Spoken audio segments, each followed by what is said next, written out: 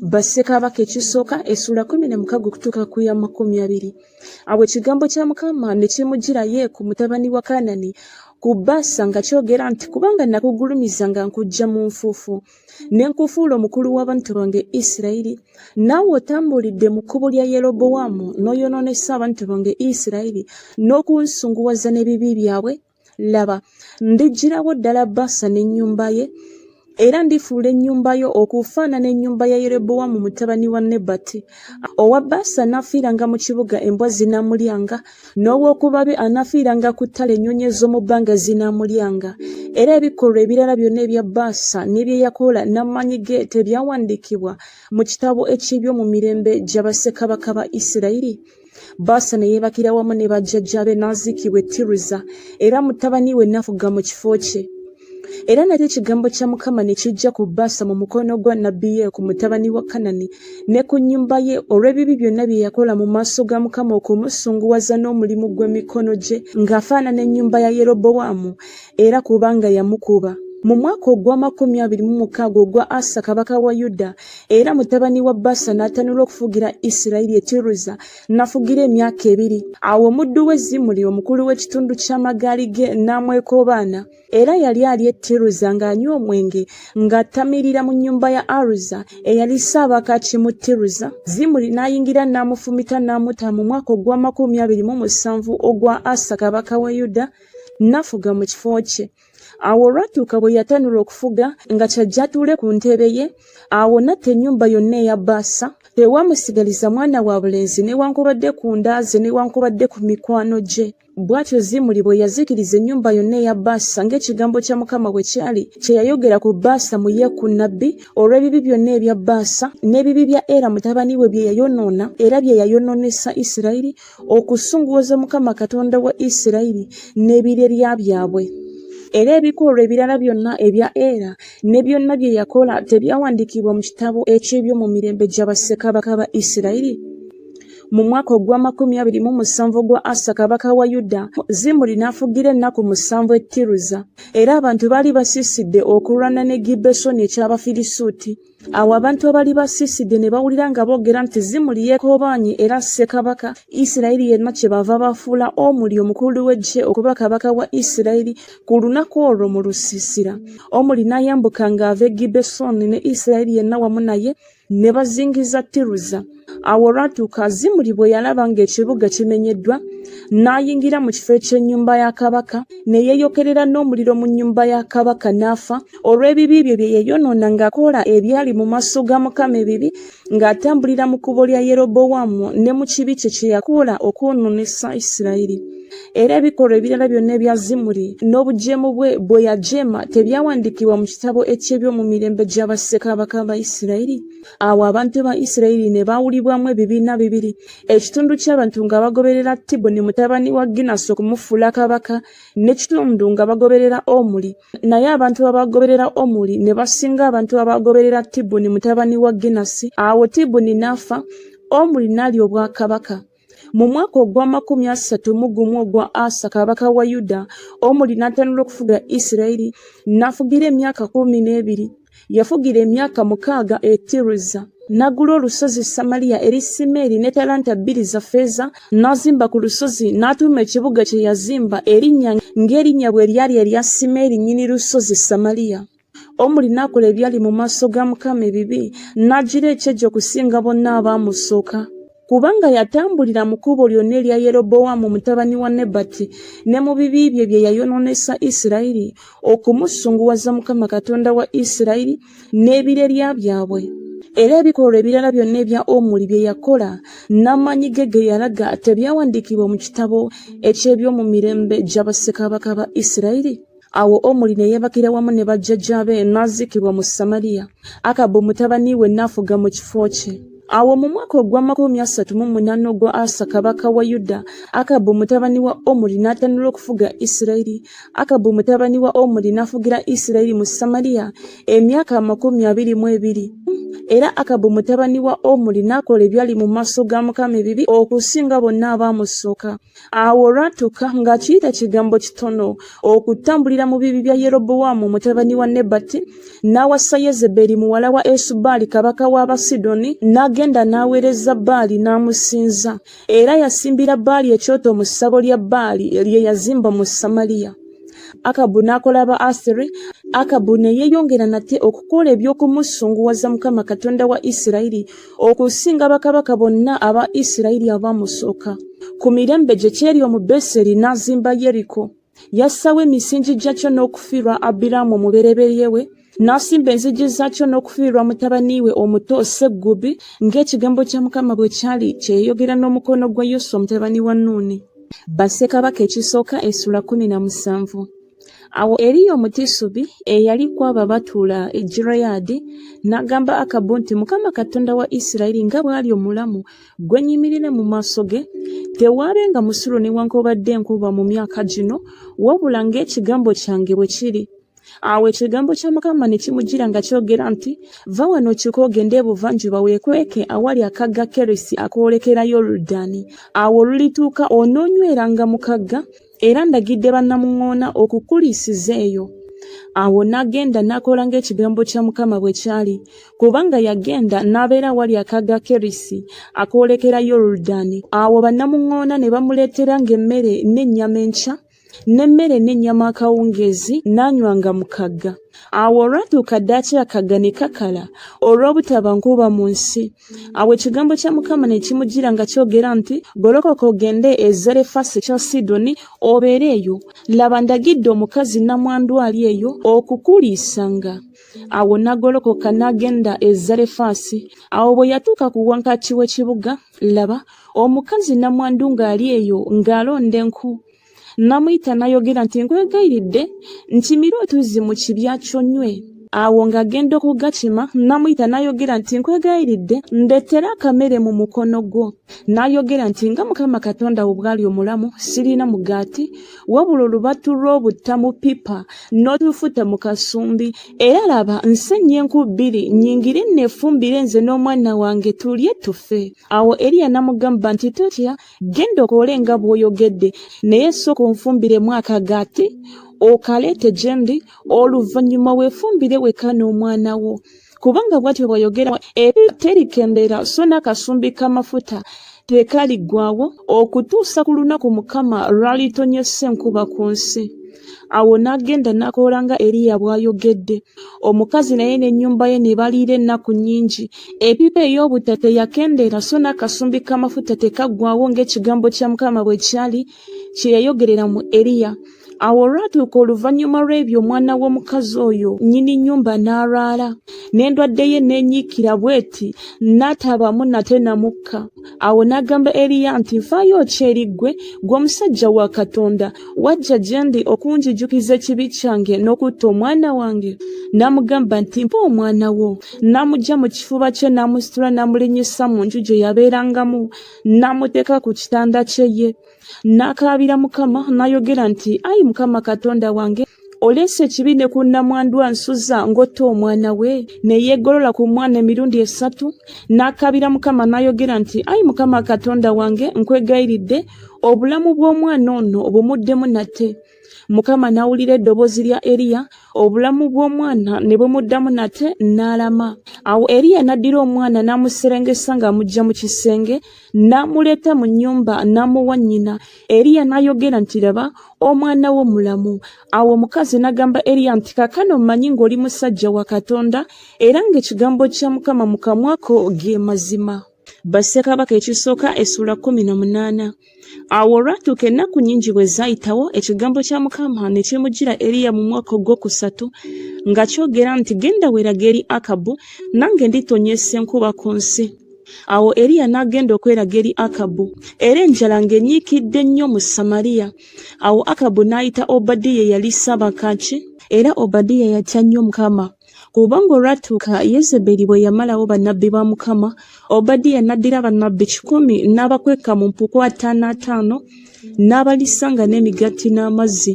Awo Akabu n'agamba Obadiya nti, genda obune ensi eri ensizi zonna ez'amazzi n'eri obugga bwonna. Mpozzi tuliraba omuddo ne tuwonya embalaasi n'ennyumbu okufa, tuleme okufiirwa ensolo zonna. Awo ne bagabana ensi bombi okugibuna. Akabu n'akwata ekkubo lyeye ne Obadiya ng'akwata ekkubo lyeye. Awo Obadiya ng'ali mu kkubo, laba Eriya n'amusanga, n'amumanya n'avuunama amaaso ge n'ayogera nti, gwe wuuno mukama wange Eriya? N'amuddamu nti, nze nzuuno. Genda obuulire mukama wo nti, laba Eriya ali wano. N'ayogera nti, nyonoonye mu ki n'oyagala okuwaayo omuddu wo mu mukono gwa Akabu okunzita?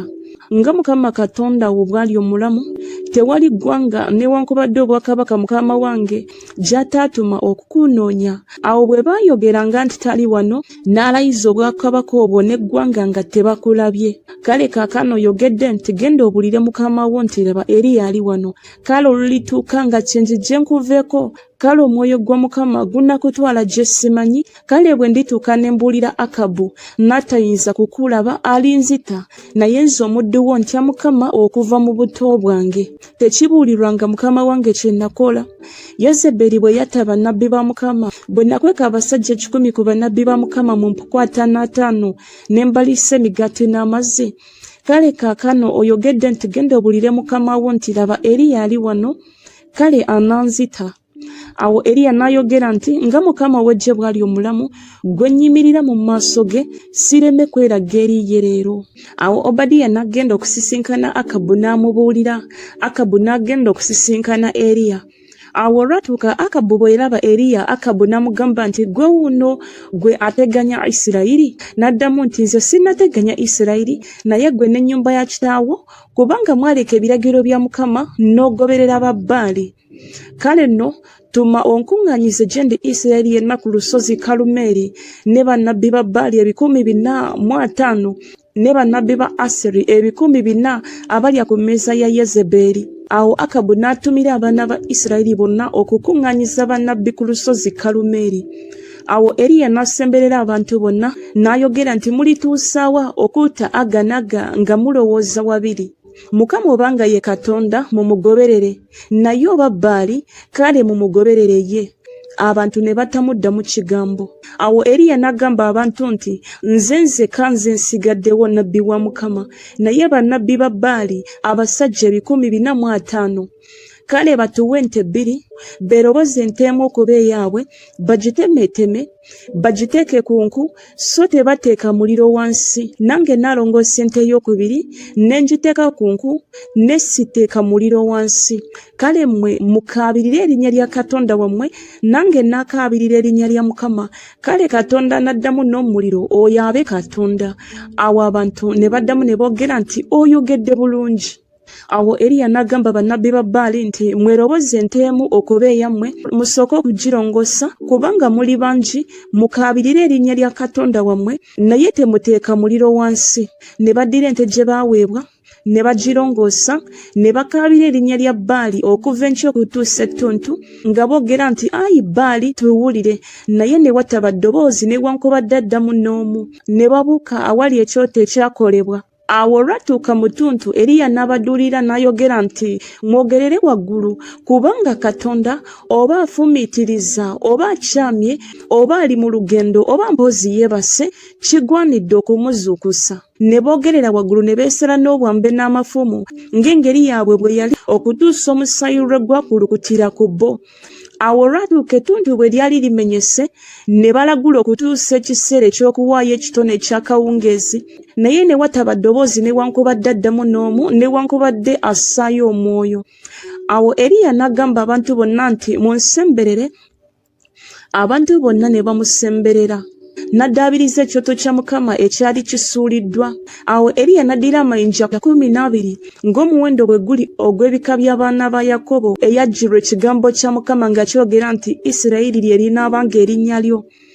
N'azimba amayinja okuba ekyoto mu linnya lya Mukama, n'asima olusalosalo okwetooloola ekyoto, obunene bwalwo oluggyamu ebigero 2 eby'ensigo. n'atindika enku n'atematema ente n'agireeka ku nku n'ayogera nti mujjuse amapipa n'amazzi mugafuke ku kiweebwayo ekyokebwa ne ku nku. Awo n'ayogera nti mukole bwe mutyo omulundi ogwokubiri, ne bakola bwe batyo omulundi ogwokubiri. N'ayogera nti mukole bwe mutyo omulundi ogwokusatu, ne bakola bwe batyo omulundi ogwokusatu. Amazzi ne gakulukuta okwetooloola ekyoto, n'ajjuza n'olusalosalo amazzi. Awo olwatuuka mu kiseera eky'okuwaayo ekitone eky'akawungeezi, Eriya nnabbi n'asembera n'ayogera nti, Ayi Mukama Katonda wa Ibulayimu, owa Isaaka ne Isirayiri, kitegeerebwe leero nga ggwe Katonda mu Isirayiri, era nga nze ndi muddu wo, era nga nkoze bino byonna lwa kigambo kyo. Mpulira, Ayi Mukama, mpulira abantu bano bamanye nga ggwe Mukama, ggwe Katonda, era ng'okyusizza emitima gyabwe okuddayo. Awo omuliro gwa Mukama ne guggwa ne gwokya ekiweebwayo ekyokebwa, n'enku n'amayinja n'enfuufu ne gukombera ddala amazzi agali mu lusalosalo. Awo abantu bonna bwe baakiraba ne bavuunama amaaso gaabwe ne boogera nti, Mukama ye Katonda, Mukama ye Katonda. Awo Eriya n'abagamba nti, mukwate bannabbi ba Baali waleme okuwona n'omu. Ne babakwata. Eriya n'abaserengesa eri akaga Kisoni n'abattira eyo. Awo Eriya n'agamba Akabu nti, golokoka olye onywe, kubanga waliwo okuwuuma kw'enkuba nnyingi. Awo Akabu n'agolokoka okulya n'okunywa. Eriya n'alinnya ku ntikko y'e Kalumeeri, n'avuunama ku ttaka, n'ateeka amaaso ge wakati w'amaviivi ge. N'agamba omuddu we nti, yambuka nno olengere awali ennyanja. N'alinnya n'alengera, n'ayogera nti, tewali kintu. N'ayogera nti, genda nate emirundi 7. Awo olwatuuka omulundi ogw'omusanvu, n'ayogera nti, laba, ekire kirinnya nga kiva mu nnyanja, ekiringa omukono gw'omuntu obutono. N'ayogera nti, yambuka ogambe Akabu nti, teekateeka eggaali lyo oserengete, enkuba ereme okukuziyiza. Awo olwatuuka ekiseera kitono bwe kyayitawo, eggulu ne libindabinda ebire n'embuyaga, ne waba enkuba nnyingi. Akabu n'alinnya mu ggaali n'agenda e Yezuleeri. Omukono gwa Mukama ne guba ku Eriya, ne yeesiba ekimyu n'addukira mu maaso ga Akabu okutuusa wayingirirwa e Yezuleeri. Bassekabaka ekisooka essula 19. Awo Akabu n'abuulira Yezeberi byonna Eriya bye yakola, era bwe yatta bannabbi bonna n'ekitala. Awo Yezeberi n'atumira Eriya omubaka ng'ayogera nti, bakatonda bankole bwe batyo n'okukirawo, bwe sirifuula obulamu bwo okuba ng'obulamu bw'omu ku bo enkya bwe buliba nga kampegaano. Awo bwe yalaba ekyo n'agolokoka n'agenda olw'obulamu bwe, n'ajja e Beeruseba ekya Yuda, n'alekayo omuddu we. Naye ye yennyini n'atambula olugendo olw'olunaku lumu mu ddungu, n'ajja n'atuula wansi w'omwoloola. Ne yeesabira okufa, n'ayogera nti, kinaamala kaakano, Ayi Mukama, nziyako obulamu bwange kubanga sisinga bajjajjange obulungi. N'agalamira ne yeebaka wansi w'omwoloola. Kale laba malayika n'amukomako n'amugamba nti, golokoka olye. N'atunula, kale laba omugaati nga guli awali omutwe gwe ogwokeddwa ku manda n'akasumbi ak'amazzi. N'alya n'anywa n'agalamira nate. Malayika wa Mukama n'ajja nate omulundi ogwokubiri, n'amukomako n'ayogera nti, golokoka olye kubanga olugendo lukuyinza obunene. N'agolokoka n'alya n'anywa, n'atambula mu mannya ag'emmere eyo ennaku 40 emisana n'ekiro, n'atuuka e Kolebu olusozi lwa Katonda. N'atuukayo n'ayingira mu mpuku n'asula omwo. Kale laba ekigambo kya Mukama ne kimujjira, n'amugamba nti, okola ki wano Eriya? N'ayogera nti, nkwatiddwa obuggya bungi ku lwa Mukama Katonda ow'eggye, kubanga abaana ba Isirayiri balese endagaano yo, basudde ebyoto byo, era basse bannabbi bo n'ekitala. Nange nze nzeka nze nsigaddewo, n'obulamu bwange babunoonya okubuggyawo. N'ayogera nti, fuluma oyimirire ku lusozi mu maaso ga Mukama. Kale laba Mukama n'ayitawo, embuyaga nnyingi ez'amaanyi ne zimenya ensozi ne zaassa enjazi mu maaso ga Mukama. Naye Mukama nga tali mu mbuyaga. Awo oluvannyuma lw'embuyaga, kikankano kya nsi, naye Mukama nga tali mu kikankano ky'ensi. Awo oluvannyuma lw'ekikankano muliro, naye Mukama nga tali mu muliro. Awo oluvannyuma lw'omuliro ddoboozi ttono lyaggonjebwa. Awo olwatuuka Eriya bwe yawulira ne yeebikka amaaso ge mu munagiro, n'afuluma n'ayimirira mu mulyango gw'empuku. Kale laba ne wamujjira eddoboozi ne lyogera nti, "Okola ki wano Eriya?" N'ayogera nti, "Nkwatiddwa obuggya bungi ku lwa Mukama Katonda ow'Eggye, kubanga abaana ba Isirayiri balese endagaano yo, basudde ebyoto byo, era basse bannabbi bo n'ekitala, nange nzekka nsigaddewo, n'obulamu bwange babunoonya okubuggyawo." Awo Mukama n'amugamba nti, "Genda oddeyo mu kkubo lyo ery'eddungu ery'e Damasiko. Kale bw'olituuka ofukanga amafuta ku Kazayeeri okuba kabaka w'e Busuuli, ne Yeeku mutabani wa Nimusi omufukangako amafuta okuba kabaka wa Isirayiri, ne Erisa mutabani wa Safaki owe Aberumekola omufukangako amafuta okuba nnabbi mu kifo kyo. Awo olulituuka oyo anaawangayo ekitala kya Kazayeeri, Yeeku anaamuttanga, n'oyo anaawangayo ekitala kya Yeeku, Erisa anaamuttanga. Era naye ndyesigaliza kasanvu mu Isirayiri, amaviivi gonna agatafukamiranga Baali na buli kamwa akatamunywegeranga." Awo n'avaayo n'asanga Erisa mutabani wa Safati eyali ng'alima ng'alina mu maaso ge emigogo gy'ente 12, ye ng'alina ogwe 12. Awo Eriya n'asomoka okugenda gy'ali n'amusuulako omunagiro gwe. Awo n'aleka ente n'adduka mbiro okugoberera Eriya, n'ayogera nti, "Nkwegayiridde kammale okunywegera kitange ne mmange ndyoke nkugoberere." N'amugamba nti, "Ddayo, kubanga nkukoze ki?" N'addayo n'atamugoberera, n'addira omugogo gw'ente n'azitta, n'afumba ennyama yaazo n'ebintu eby'ente, n'agabira abantu ne balya. Awo n'agolokoka n'agoberera Eriya n'amuweereza. Bassekabaka ekisooka essula 20.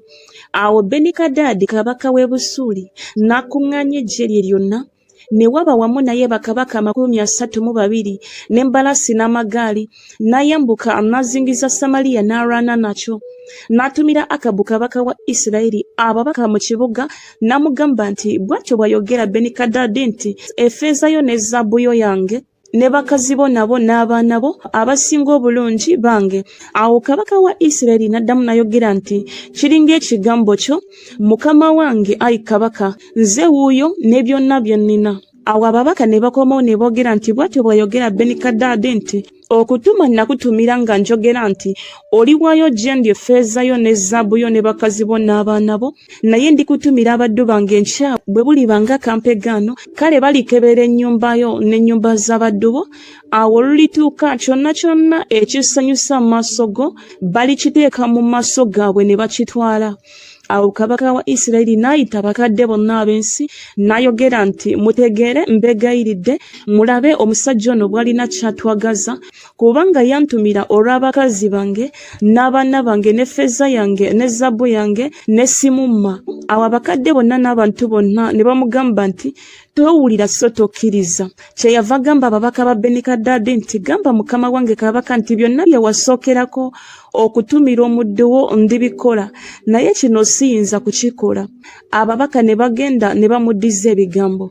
Awo Benikadadi n'amutumira n'ayogera nti, "Bakatonda bangole bwe batyo n'okukirawo, enfuufo y'e Samaliya bwe libuna abantu bonna abangoberera okuba embatu."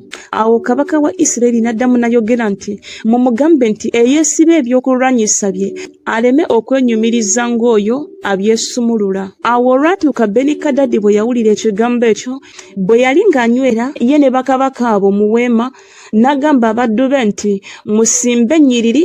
Ne basimba ennyiriri okulwana n'ekibuga. Kale laba nabbi n'asemberera Akabu kabaka wa Isirayiri n'ayogera nti, "Bw'atyo bw'ayogera Mukama nti, olabye ekibiina kino kyonna ekinene? Laba naakigabula mu mukono gwo leero, naawe onoomanya nga nze Mukama." Akabu n'ayogera nti, "Eryani?"